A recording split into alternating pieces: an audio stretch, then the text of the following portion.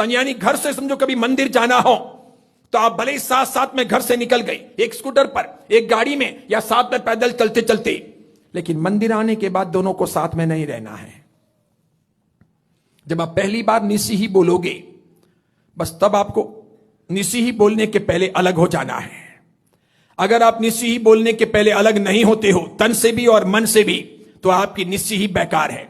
पहली निसी ही मंदिर की पहली सीढ़ी पर बोली जाएगी, दूसरी निसी ही गभारे में प्रवेश करने के पहले बोली जाएगी, तीसरी निसी ही चैत्यवंदन प्रारंभ करने के पहले बोली जाएगी।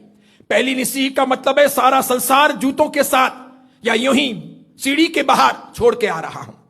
संसार जब छोड़ के आ रहा हूं तो पत्नी को अंदर लेकर के नहीं आ सकते, बच्चों को अंदर लेकर के नहीं आ सकते, इसीलिए कभी बोली लो पक्षाल की या चंदन पूजा की, फूल पूजा की, और फिर चिंता करो पत्नी की, या पति चिंता करे पत्नी की, पत्नी चिंता करे पति की, फिर बच्चों की, उनको इकट्ठा करो। उसी बुधेड़ बूंद में आपकी पूजा हो तो वो पूजा नहीं है।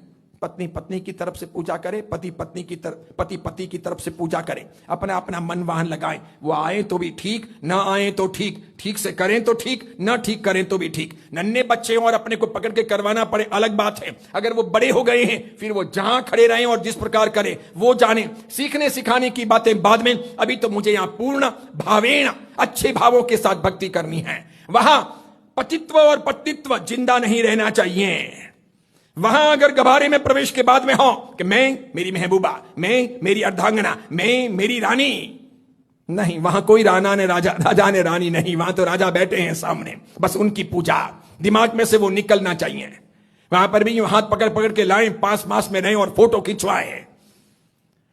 तो वहां पर भी अगर पास में रहना है तो वहां जाने की जरूरत ही नहीं। कोई मॉल या कोई थिएटर ही ठीक था, वहां जरूरत नहीं है। इसलिए जैन परंपरा में उस पूजा का उपदेश नहीं है, उसका निषेध है कि जाओ भी सही तो भले ही मंदिर के द्वार तक जा सकते हो, पहली सीढ़ी तक, उसके बाद में निस्सी ही, बस फिर अलग। इसीलिए पहली निस्सी ही का निहित अर्थ है कि मैं संसार की प्रवृत्तियां, मन वचन काया से संबंधित सभी प्रकार के सावध्य योगों को छोड़ना चाहता हूं, जो पूजा से संबंधित नहीं है, अरिहंत प्रभु से संबंधित नहीं है, मेरी धार्मिक आध्यात्मिक साधना से संबंधित नहीं है, उन सभी व्यवहारों को, संबंधों को सबको छोड़ के जाता हूं। भगवान को अगर भजना है तो निस्सी ही बोलकर अंदर जाना है। पहली निस्सी का मतलब है सभी प्रकार की संसार की प्रवृत्तियों का त्याग हो गया, सब व्यवहारों का त्याग हो गया, सब चीजों का त्याग हो गया। यहां तक नियम है कि मंदिर में जब कभी पूजा चलती है और माना साहब आए, कलिकाल सर्वज्ञ आचार्य हेमचंद्र सूरी जी महाराज ने लिखा है कि मंदिर में पूजा चलती है और माना साहब आए तो चलती पूजा में आपको खड़े होना है, लेकिन वंदन नहीं करना है, क्योंकि भगवान बैठे हैं। भगवान का सम्मान बरकरार रखना है, लेकिन भगवान के बाद गुरु हैं, इसलिए गुरु के सम्मान में खड़े होना है, लेकिन वंदन नहीं करना है। गुरु के बैठ जाने के बाद में आपको बैठ जाना है और पूजा आगे बढ़ा देनी है। उसी प्रकार मंदिर में महाराज साहब के पैर नहीं पड़ना है, मंदिर में महाराज साहब को वंदन नहीं करना है, मंदिर परिसर में भी महाराज साहब को पैर नहीं पड़ना है और वंदन नहीं करना है। और यह भी कह देना चाहता हूं, महाराज साहब अगर कोई विधि विधान कर रहे हो तो पचकान भी नहीं मांगना है। महाराज साहब कोई सेवक नहीं है, सर्वेंट नहीं है, और पचकान देना महाराज साहब की दायित्व है, जवाबदारी है, ऐसा कुछ है नहीं। जिस दिन दीक्षा ली उस दिन हमारे साथ में ऐसा कुछ हमें सिखाया नहीं गया था या दिया नहीं गया था कि ये पचकान भी दे रहे हैं कि श्रावक जब पचकान मांगे तो पचकान देते रहना, ऐसा कुछ नहीं है। महाराज साहब मंदिर जाते हैं तो अपने चैत्यवंदन के लिए जा रहे हैं, अपनी भक्ति के लिए जा रहे हैं। इसीलिए जब वो मंदिर से निकलते हो और तब आप पचकान मांगो तो बात समझ में आती है, या उन्होंने विधि आरंभ ना की हो उसके पहले पचकान मांगो तो बात समझ में आती है। उसके सिवाय आपको महाराज साहब के सामने देखना नहीं है, खड़े रहना नहीं है, उनको डिस्टर्ब करना नहीं है, शांतिपूर्वक उनको उनका चैत्यवंदन करने देना है, उनको उनकी भक्ति करने देनी है, आपको अपनी भक्ति करनी है। आपको उतावल है तो घर जाओ, आपको उतावल है तो फिर रिकॉर्डिंग रख लो, आराम से सुन लो मोबाइल से या किसी और से पचकान ले लो, लेकिन ऐसा नहीं कर सकते कि आकर के महाराज साहब के सामने जम की तरह खड़े हो जाओ, आके कहना पड़े कि बहन जाओ ना, शांति से चैत्यवंदन करने दो ना।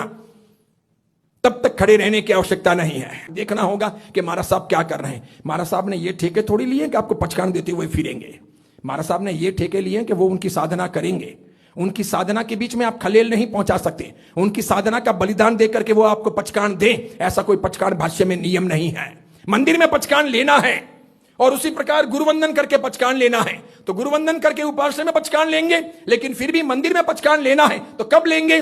या तो चैत्यवंदन करने के पहले या सब कुछ निपटाने के बाद, और तब तक अपनी अपनी धीरता ना हो, समय ना हो, तो किसी दूसरे के मुख से भी पचकान लेकर के अपना काम आगे बढ़ाया जा सकता है। लेकिन मंदिर में भी महाराज साहब को वंदन किया नहीं जा सकता, सिर्फ मथेन वंदा में किया जा सकता है। पहली निसी बोलने के साथ में संसार की सब बातों को छोड़ दिया और आगे बढ़े। अब आगे जाकर के मंदिर के सभी कामकाजों को देखना है। मंदिर की साफ सफाई, मंदिर के पटिए, मंदिर के फूल, मंदिर का धूप, मंदिर का दीपक, मंदिर का सामान, मंदिर का कचरा, मंदिर की अन्य कोई समस्या, वो सब चीजों का निरीक्षण भी करना है, सब देखना है टोटल। और उसके सिवाय जो जो पूजा आपको करनी है वो सब सामग्री तैयार करनी है, यानी दीपक तैयार करना है, चंदन केसर तैयार करना है, धूप इत्यादि तैयार करना है, सब चीजें आपको तैयार कर लेनी है। फल निवेद्य वगैरह ला करके कहीं रखे हुए हों तो वो सब तैयार कर लेने हैं। और उसके बाद में पूरी चंदन की फूलों की थाली वगैरह लेकर के जब आप गबारे के द्वार पर पहुंचो तब दूसरी निसीही का मतलब है कि अब मंदिर से संबंधित अन्य किसी बात का भी मैं ध्यान नहीं दूंगा।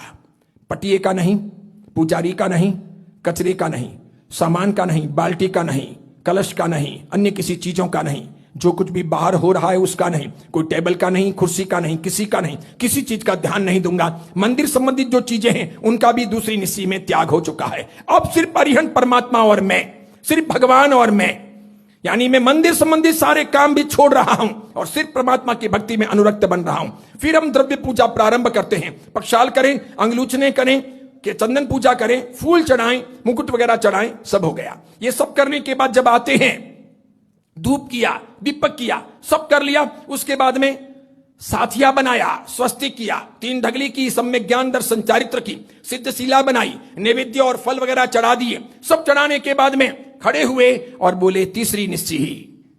इसका मतलब कि अब मैं चंदन पूजा का भी परित्याग करता हूं, फूल पूजा का भी, पक्षाल का भी, अंगलूचने का भी, मुकुट का भी।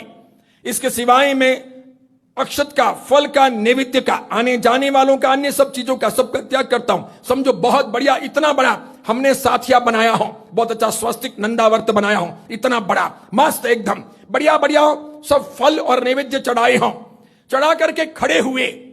अब हम बोले निस्सीही, और इसके बाद में इच्छामी क्षमा समणो, पहला क्षमा समणा देना शुरू करें। और कोई भाई साहब पधारे या पुजारी जी आए और अपना पूरा साथिया यानी अपना पूरा नंदावर्त, अपने फल निवेद्य सब उठा लिए, सब एक हाथ में यूं हाथ घुमाया, सब पटिये से नीचे ले लिया फटाफट। तब भी मन के परिणाम हिलने नहीं चाहिए, तब भी आकुल व्याकुल होना नहीं है, क्योंकि हमारा काम हो चुका है। हमने तीसरी निसीही बोल दी। तीसरी निसीही के साथ में इन सब चीजों का त्याग हो गया। फल का त्याग, फूल का भी त्याग, मुकुट का भी त्याग, अंगलूचने का भी त्याग, पक्षाल का त्याग, फिर नैवेद्य का, धूप पूजा का, दीप पूजा का, चामर का, सबका त्याग हो चुका है। आपको कोई लेना देना नहीं। अब आप सिर्फ भाव पूजा करो। तीसरी निश्चय भाव पूजा के लिए है। इच्छा में खमासनों से प्रारंभ होगा वो भाव पूजा का क्रम, और ठेठ पूरे चैत्य वंदन तक सुंदर तरीके से चलेगा। तब हमारे मन में, हमारी भावनाओं में, हमारे विचारों में और हमारे नयनों में सिर्फ और सिर्फ परमात्मा के गुण, परमात्मा का अभिवादन, परमात्मा के सामने अपनी करुणामयी भावना, अपनी विनंतियां होनी चाहिए। इस प्रकार है मंदिर जाने की विधि।